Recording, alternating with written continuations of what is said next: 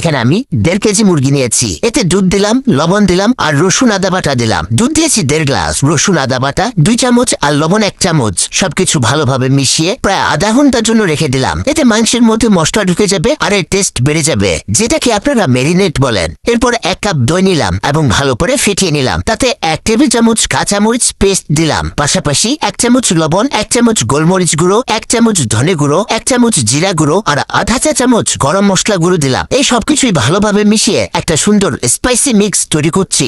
ছোট কাপ দিয়ে আধা কাপ তেল একটা প্যানের মধ্যে ঢেলে দিলাম আর এর মধ্যে 1 বাটি বাটা পেঁয়াজ দিয়ে দিলাম আর এটাকে ভালোভাবে ভুনে নিতে হবে, যাতে পেঁয়াজের কাঁচা ভাব পুরোপুরি চলে যায়। এখানে চুলার হিট মিডিয়াম করে দিয়ে ভাজতে হবে, একদম চুলার হিট বাড়ানো যাবে না, তা না হলে নিচের দিকে পড়ে যাবে আর সম্পূর্ণ রান্না নষ্ট হয়ে যেতে পারে। পেঁয়াজ হালকা সোনালী রঙের হয়ে গেলে বুঝতে হবে কাঁচা গন্ধ চলে গেছে। তখন আমরা আগের দুধে ম্যারিনেট করে রাখা সেই মুরগির মাংসটাকে এতে ঢেলে দিব। এখানে কিন্তু মুরগিটাকে ম্যারিনেট করাতে এর মধ্যে ভালোভাবে মশলা আর দুধ লেগে গেছে, যা এর টেস্টকে অন্য লেভেলে নিয়ে যাবে। এটা এবার আস্তে আস্তে রান্না করতে হবে। এখানে তাড়াহুড়ার কোনো কাজ নেই, যত আস্তে রান্না করবেন এর টেস্ট তত বাড়তে থাকবে।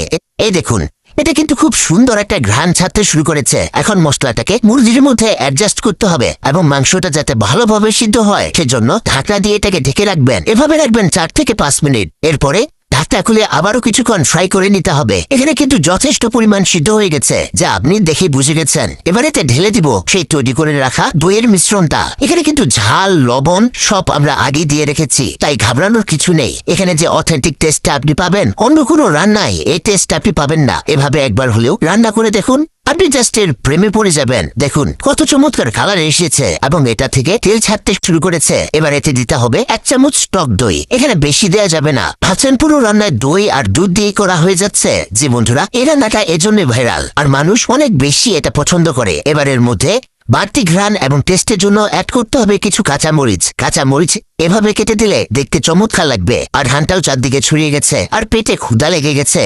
এমন রান্না একবার না প্রতিবেলা খেতে ইচ্ছে করবে। আপনি যদি ভুল করেও একবার এই রান্না করে ফেলেন, দেখবেন পরিবারের সবাই আপনার প্রশংসা করছে। আর